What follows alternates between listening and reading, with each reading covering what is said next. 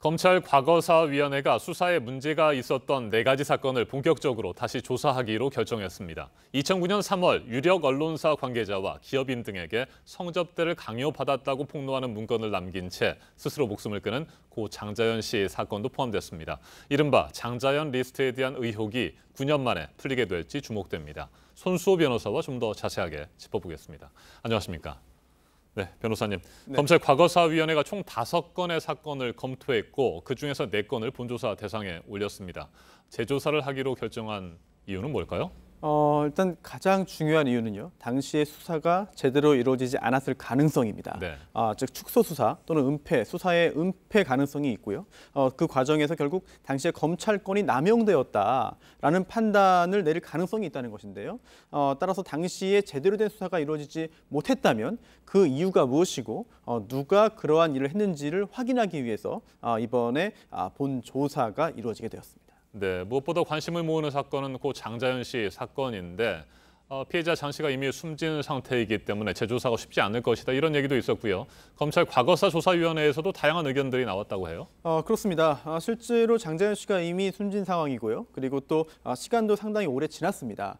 따라서 수사를 과연 제대로 다시 할 수 있겠느냐라고 하는 점에 대해서는 내부에서도 여러 가지 의견들이 엇갈렸고요. 하지만 이 사건이 사실 검찰권이 제대로 행사되었는지 혹시 경찰이 수사를 열심히 해서 제대로 진행하는 과정에서 검찰이 혹시 그 진행을 혹시 가로막은 것은 아닌지 네. 등에 대한 의혹이 여전히 남아 있거든요. 또 영화로도 만들어지고 굉장히 좀 안타까워하는 국민들도 많이 계십니다. 그렇기 때문에 이번에 다시 한번 이 부분에 있어서의 검찰권 남용이 있는지 여부를 확인해야겠다라고 하는 판단을 내린 것으로 보입니다. 네, 그렇다면 검찰 과거사위원회가 직접 조사를 하게 되는 겁니까?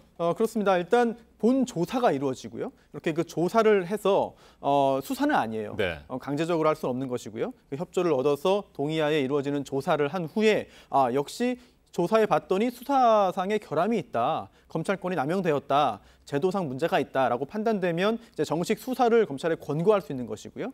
그 후에 수사가 이루어진다면 처벌까지 이루어질 수 있겠습니다만 그렇게 특정인에 대한 처벌까지 이루어질지 여부는 사실 굉장히 큰 의문이 남아 있습니다. 네, 9년 전에 고 장자연 씨 사건에 대한 수사가 진행됐을 때 대부분의 관련자들이 무혐의 처분을 받았어요. 그 소속사 대표와 매니저 정도만 기소가 된 상태였는데 어떤 의혹들이 남은 상태입니까? 네, 당시 경찰은 이제 접대 의혹이나 기타 강요, 강제추행 등으로 수사선상에 오른 17명 중에서 네. 5명에 대해서는 기소 의견으로 검찰에 송치했습니다. 하지만 검찰은 이들에 대해서는 혐의가 없다고 보고 아무도 기소하지 않았고요. 결국 2명이 기소돼서 처벌을 받았습니다만 그 2명은 장자연 씨의 당시 전 네. 소속사 대표 그리고 또 당시 매니저였습니다. 게다가 처벌받은 이유도 이제 성상납 또는 접대에 관련된 것이 아니라 폭행이나 협박 관련된 것이었거든요. 따라서 당시에 장자연 씨 관련된 성접대 의혹이 실제로 있었는지 여부에 대해서는 아직까지 확인이 되지 않은 것이고요. 또한 당시에 수사의 축소 또는 은폐, 사건 은폐 관련돼서 여러 가지 의혹이 있었지만 확인된 게 없습니다. 네. 따라서 이번 본 조사 그리고 또 그에 따라서 이루어질지 모르는 그 수사 과정에서 숨겨졌던 진실이 밝혀질지 굉장히 궁금합니다. 네, 장자연 씨는 조선일보 방사장의 접대 자리에서 성접대 요구를 받았다. 이런 문건을 남겼습니다. 이 부분에 대해서 좀 더 진실 규명이 필요해 보이는데 당시 수사에서는 방 사장이 존재하지 않는 인물이다. 이런 결론을 내렸다고요. 소속사 대표 김 씨의 일정 표가 있는데요. 거기에 조선일보 방사장 오찬이라는 네. 그 표현이 있었습니다. 날짜까지 특정이 돼 있었거든요. 따라서 실제 조선일보 방상훈 사장에 대한 그런 조사가 있었습니다.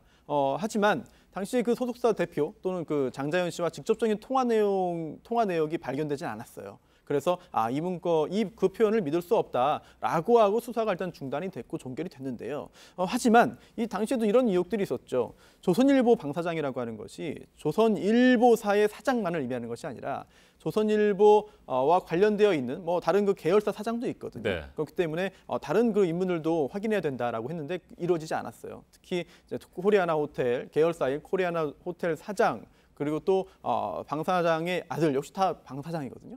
그런데 또 불구하고 유서상의 그 내용이 이름이 언급되어 있었습니다만 조사가 이루어지지 않았기 때문에 아직까지도 의혹이 남아 있습니다. 네, 그렇다면 사실상 당시에 이들 유력 인사에 대한 수사를 그냥 덮어버렸다.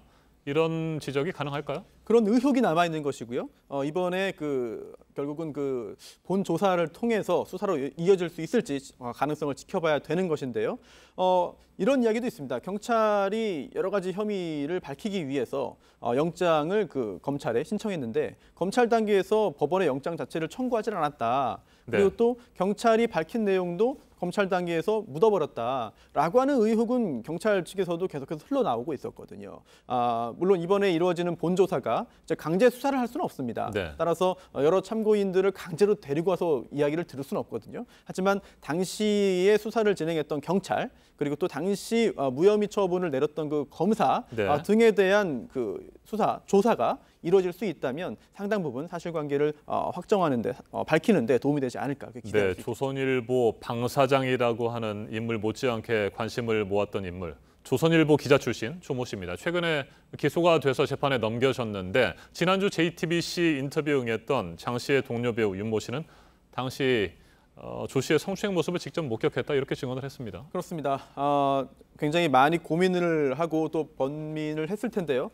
이제 방송을 통해서 직접적인 이야기를 해줬기 때문에 이번 사건 진상을 밝히는데 큰 도움이 될 것으로 기대할 수 있겠고요. 일단 기소는 했습니다. 그런데 기소를 했으면 이제 형사재판이 열리는 거거든요. 형사재판에서 과연 유죄 판결을 선고할 수 있을 정도의 증거로 인정받을지 네. 충분한 증거가 될지 여부는 또 다른 문제가 되기 때문에요. 검사가 어떻게 공소 유지를 잘 할 수 있을지 법원의 판단을 지켜봐야 되겠습니다. 알겠습니다. 손소 변호사님, 오늘 말씀 잘 들었습니다.